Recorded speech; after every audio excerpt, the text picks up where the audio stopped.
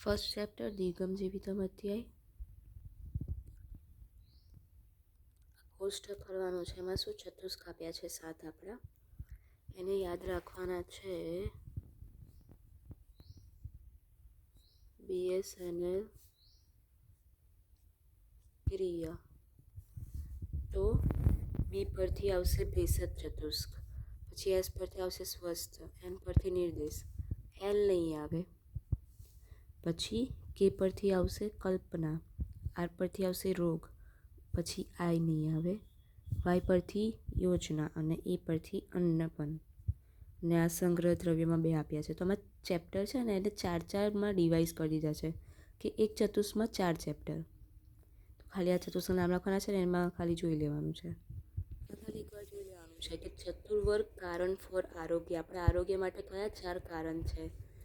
તો health is the મૂલ four આરોગ્ય. બરાબર. તો કયા 4?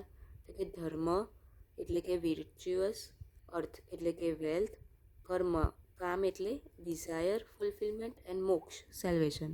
આ 4 વસ્તુ જરૂરી છે આપણા આરોગ્ય માટે. પછી ત્રિસૂત્ર of Ayurveda, 3 principle of Ayurveda અને ત્રિસ્કંદ બી પૂછે. તો શું આવે? હેતુલિંગમ ઔષધ જ્ઞાનમ સ્વસ્થ આતુર પરાયણમ ત્રિસૂત્રમ શાશ્વતમ પુણ્યમ બુબુધયમ પિતામહ. તો ઇન્દ્ર એક્સપ્લોન્ડ ધ શાશ્વત એટલે કે એટર્નલ, એન્ડ પુણ્ય સેક્ટર સાયન્સ એટલે જે પવિત્ર સાયન્સ છે એ એક્સપ્લેન કરે છે જે શાશ્વત છે એ. એમાં શું કહે છે કે કન્સિસ્ટન્સી ઓફ ત્રિસૂત્ર, 3 સૂત્ર આપેલા છે. કયા કયા? હેતુ, હેતુ એટલે કોઝેટિવ ફેક્ટર. પછી લિંગ એટલે કે સિમ્ટમ, અને ઔષધ જ્ઞાન એટલે knowledge of therapeutics, treatments, medicine for સ્વસ્થ એન્ડ આતુર એટલે કે હેલ્ધી પેશન્ટ માટે. Which had earlier been understood by પિતામહ, જે આપણા લોર્ડ બ્રહ્માએ અન્ડરસ્ટેન્ડ કર્યું. એન્ડ ટ્રાન્સફર ત્રિસૂત્ર શાશ્વત આયુર્વેદ, પછી આપણને ત્રિસૂત્ર ઓફ આયુર્વેદા કરીને આપ્યું. Definition of Ayurveda. હિતાહિતમ સુખમ દુઃખમ આયુસ્તસ્ય હિતાહિતમ માનમ યત્રક્તમ આયુર્વેદ સૌચ્યતે. તો Ayurveda is the science of life which explain about હિતાયુ એટલે કે બેનિફિશિયલ લાઈફ, અહિતાયુ એટલે નોન બેનિફિશિયલ લાઈફ, સુખાયુ એટલે હેપી સ્ટેટ, એન્ડ અહિતાયુ એટલે unhappy state. It also explain what is conducive and not conducive. શું સારું, શું ના સારું, શું લેવું જોઈએ, ના લેવું જોઈએ લાઈફમાં, એ બી એમને એક્સપ્લેન કર્યું છે. પછી ડેફિનેશન ઓફ આયુ. શરીર ઇન્દ્રિય સત્વાત્મ સંયોગધારી જીવિતમ નિત્યગસ્ય અનુબંધસ્ય પર્યાય આયુ ઉચ્યતે. તો આપણું આયુ જે વર્ડ છે એ શાંતિ બનેલું છે. તો કે શરીર, ઇન્દ્રિય, સત્વ એન્ડ આત્મા.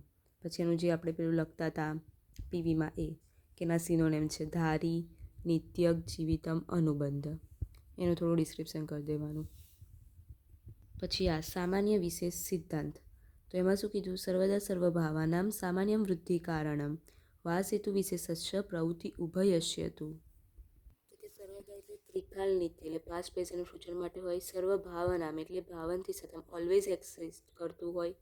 સામાન્ય સંવાસ એટલે શું? સિમિલારિટી હોય એકબીજાનામાં. વૃદ્ધિ કારણમ એ વૃદ્ધિ કરશે. પ્રવૃત્તિ ઉભયસ્યતુ એટલે ઉભય પ્રવૃત્તિ એટલે કે સામાન્ય વિશેષ બંને એક સાથે જ પ્રવૃત્તિ થતી હશે. આરોગ્ય ભિષદ પ્રવૃત્તિ એટલે to obtain healthy state one should initiate with the medicine. તો આ સામાન્ય વિશેષ સિદ્ધાંતનો શ્લોક થયો. પછી એનો બીજો એક આ શ્લોક છે. સામાન્યમ એકત્વકરમ વિશેષસ્તુ પૃથક્ત્વકૃત તુલ્યાર્થાહિ સામાન્યમ વિશેષસ્તુ વિપર્યય.